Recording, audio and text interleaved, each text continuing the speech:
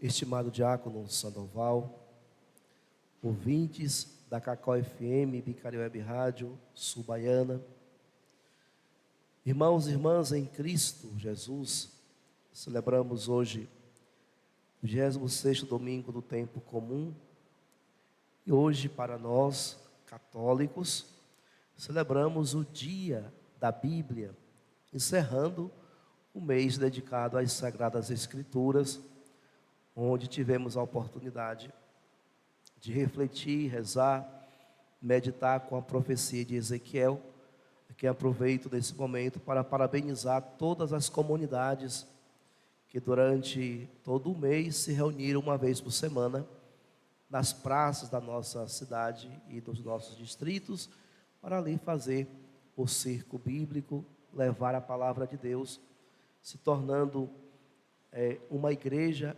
verdadeiramente em saída, a igreja que o Papa Francisco tem sempre solicitado a todos nós a nos tornarmos uma igreja em saída, uma igreja sinodal, uma igreja que caminha juntos. Amados irmãos e irmãs, a palavra de Deus que nós ouvimos neste domingo revela tanto no Antigo Testamento quanto no Evangelho, no Novo Testamento, uma fraqueza humana, que é justamente o ciúme e a inveja. Moisés estava um tanto cansado de liderar sozinho o povo de Israel. Moisés pediu ajuda, pediu auxílio. Deus então pede a Moisés que escolhesse 70 anciãos das tribos e levassem ali para a tenda de oração e naquele rito, naquela celebração, uma porção do Espírito Santo que estava em Moisés foi distribuída entre os 70 anciãos. Todos receberam o dom da profecia, mas 2 desses anciãos não chegaram a tempo, não entraram na tenda, mas eles também foram contemplados com o Espírito Santo. E quando o povo se deparou, eles estavam profetizando Josué. Então procura Moisés e diz: meu Senhor, manda que eles se calem. Moisés disse: tem ciúmes por mim? Quem dera que todo o povo do Senhor fosse profeta e que o Senhor lhe concedesse o seu Espírito. Amados irmãos e irmãs, nós não podemos colocar Deus dentro de uma redoma. Deus não está preso a um espaço. Deus não está preso a uma religião. Deus é Deus da humanidade. E Ele se revela e age onde Ele quer.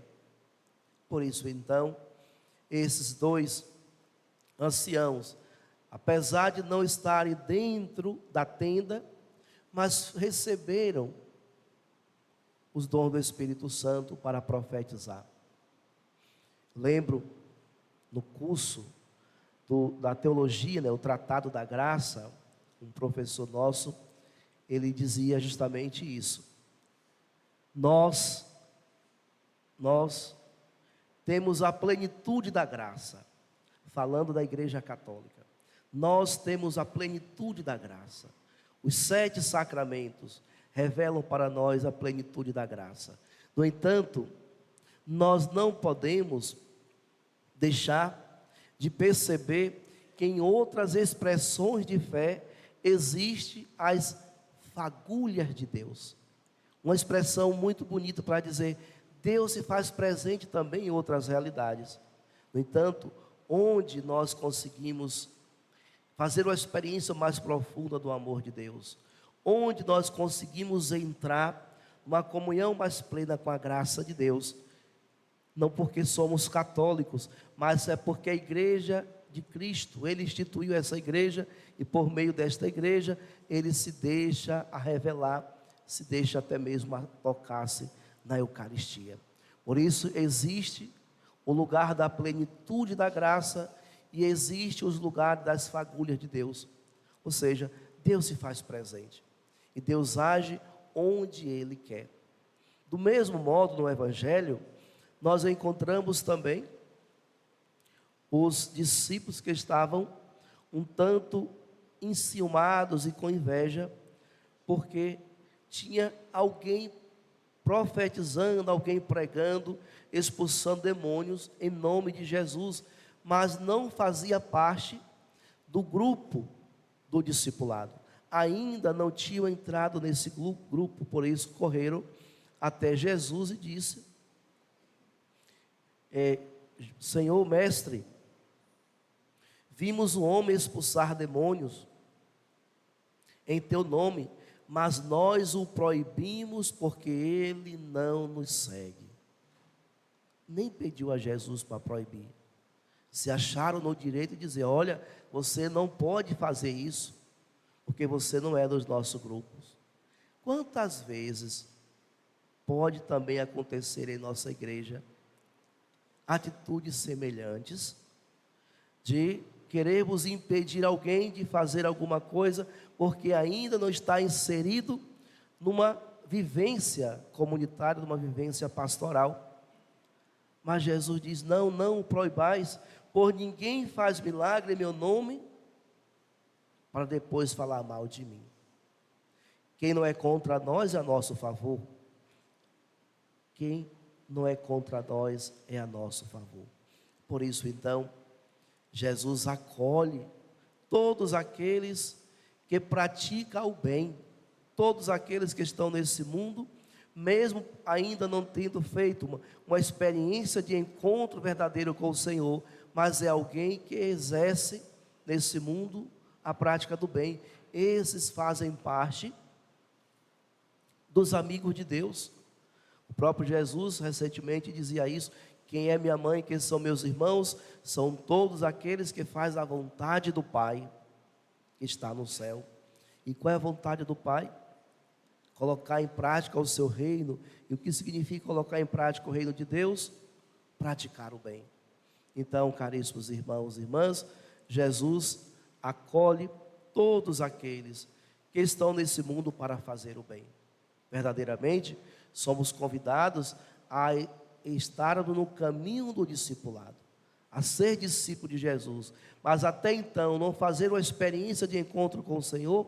Isso não nos impede de nos identificar com a sua missão e continuar fazendo bem. Por isso nós, que somos cristãos, que participamos de uma comunidade de fé, quando encontramos alguém que faz o bem, devemos nos alegrar, devemos incentivar, devemos acolher e não nos colocar na postura desse discípulo que hoje queria proibir alguém que estava falando em nome de Jesus. Mas aqui existe um risco, um grande perigo, quando nós formos compreendendo a nossa dimensão de fé e a nossa dimensão doutrinária. Nós não podemos entrar no mérito que Deus é o Deus de todos e que em qualquer igreja Deus está. Eu posso ir em qualquer igreja, não é isso. Precisamos ter muita clareza do que significa isso. Deus é Deus de todo, Deus age e se revela em todos, mas Deus deixou, por meio do seu Filho Jesus, uma única igreja. E aqui eu morro falando isso. Existe uma única igreja deixada por Deus na pessoa do seu Filho Jesus Cristo. Por isso, na teologia da graça, nós entendemos que existe o lugar da plenitude e existe o lugar das fagulhas. O lugar da plenitude da graça de Deus, nós encontramos nos sacramentos,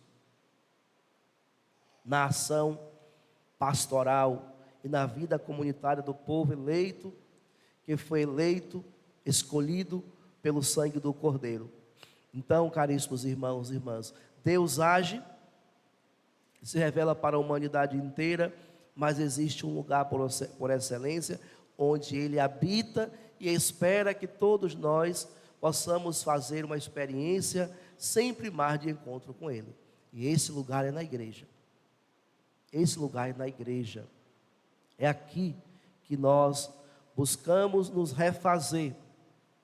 Buscamos, por meio da palavra, por meio da Eucaristia, alimentar a nossa fé e nos sustentar na caminhada, perseverando sempre mais nesse caminho de vida, nesse caminho de salvação, nesse caminho de felicidade.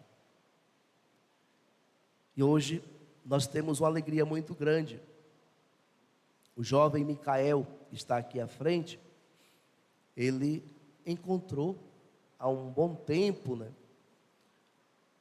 alguém que apontou para ele o caminho da igreja, fez um convite, ele aceitou esse convite e veio participar. Vejo a importância de convidar as pessoas para o caminho certo.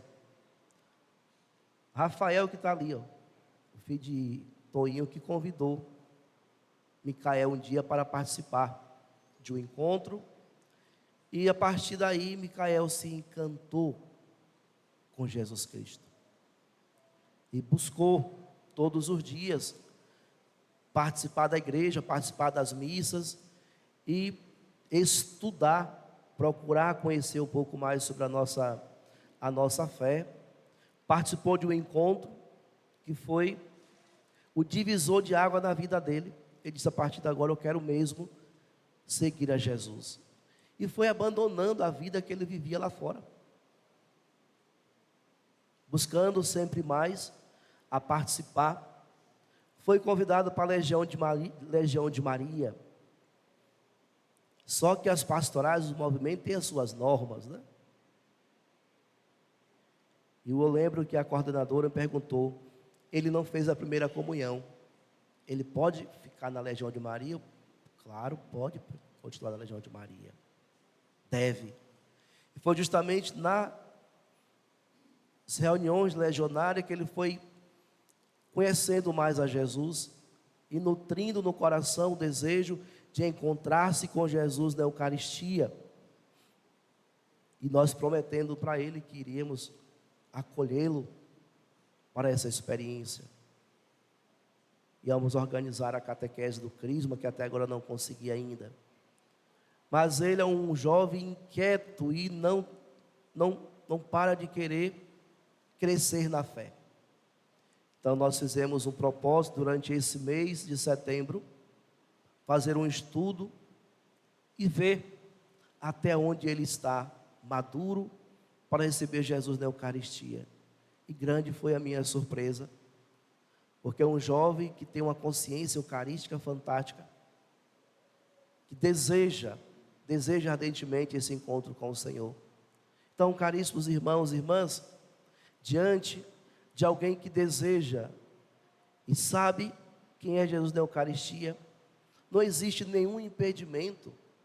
Às vezes nós colocamos um fardo pesado e às vezes impedimos que as pessoas cresçam na sua espiritualidade, cresçam na sua comunhão.